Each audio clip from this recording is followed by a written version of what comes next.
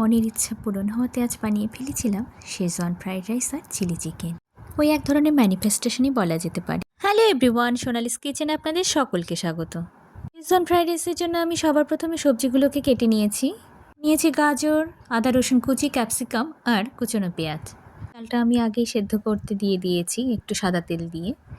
এবারে আমি ফ্রাই প্যানে তেল দিয়ে দিয়েছি, তার মধ্যে দিয়ে দিয়েছি গোটা গরম মশলা, দারচিনি, এলাচ, স্টার অ্যানিস। এরপর আমি আদা রসুন কুচি আমি এখানে দিয়ে দিয়েছি। এরপর টুকরো করে কেটে রাখা সবজিগুলো আমি এর মধ্যে দিয়ে দিয়েছি। একটু নাড়াচাড়া করে দিয়ে দিয়েছি স্বাদ মতো লবণ, দিয়ে দিয়েছি 1 চামচের মতো ডার্ক সয়া সস, দিয়ে দিয়েছি 1 চামচ শেজওয়ান সস। ব্যাস, এবারে আগে থেকে ফুটিয়ে রাখা ভাতটা উপরে দিয়ে নাড়াচাড়া করে মিশিয়ে নিলে তৈরি শেজওয়ান ফ্রাইড রাইস। খুবই অল্প সময়ে এই ফ্রাইড রাইসটা বানিয়ে নেওয়া যায়, কোনো রকম ঝামেলা ছাড়াই। আর খেতেও কিন্তু ভীষণই দুর্দান্ত হয়। আর হ্যাঁ, আমার এই রান্নার ভিডিওগুলো যদি আপনাদের ভালো লেগে থাকে তাহলে অবশ্যই লাইক করবেন, শেয়ার করবেন আর চ্যানেলটিকে সাবস্ক্রাইব করে চ্যানেলটির পাশে থাকবেন। শেজওয়ান ফ্রাইড রাইসের সাথে আমি চিলি চিকেন করেছিলাম। চিলি চিকেন দিয়ে খেতে কিন্তু ভালোই লেগেছিল।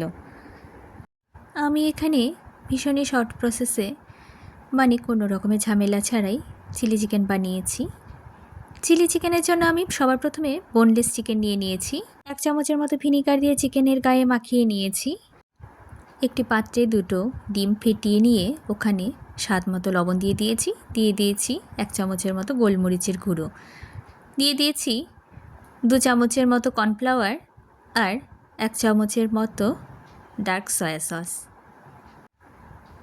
মিশ্রণটিকে ভালো মতো ফেটিয়ে নিয়ে দিয়ে দিয়েছি 1 চামচের মতো আদা রসুনের বাটা। এরপর মিশিয়ে নিয়ে চিকেনের পিসগুলোকে ডিপ করে ফ্রাই করে নিয়েছি। ব্যাস, চিলি চিকেনগুলো কিন্তু রেডি হয়ে গেছে।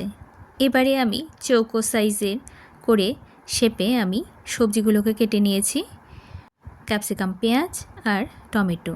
প্রথমে আদা রসুনের কুচি দিয়ে দিয়েছি টমেটো, ক্যাপসিকাম এবং পেঁয়াজ। বাটিতে কর্নফ্লাওয়ার গুলিয়ে নিয়েছি চিকেনে দেওয়ার জন্য। এরপর স্বাদ মতো লবণ দিয়ে দিয়েছি গোলমরিচের গুঁড়ো, ডার্ক সয়া সস আর জল দিয়ে ভালো মতো মিশিয়ে নিয়েছি।